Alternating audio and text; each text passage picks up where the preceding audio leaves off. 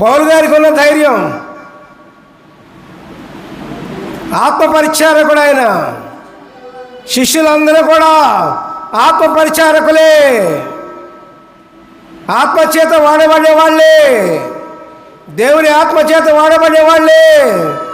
అట్లాగే ప్రియులారా, మనం కూడా దేవుని ఆత్మ పొందినప్పుడు, ప్రభు ఆత్మ పొందినప్పుడు, యేసు ఆత్మ పొందినప్పుడు అట్లా ముందుకు దూసుకుపోతాం ప్రియులారా. దేవునికి స్తోత్రం, హల్లెలూయా, ప్రైజ్ ది లార్డ్. మరియు వారి మనసులో కఠినములాయను. చూశారండి?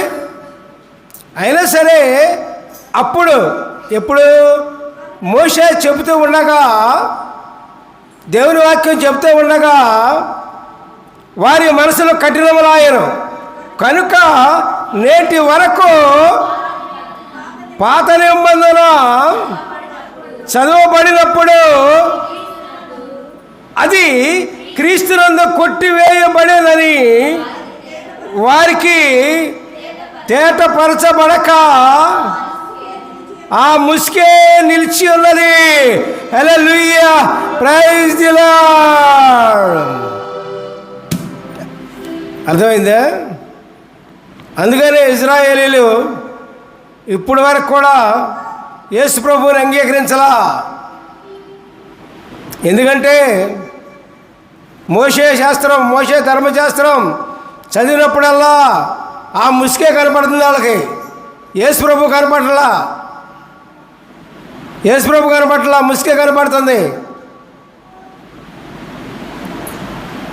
పాత నిబంధన అంతా కూడా యేసు ప్రభు కొట్టివేశారు.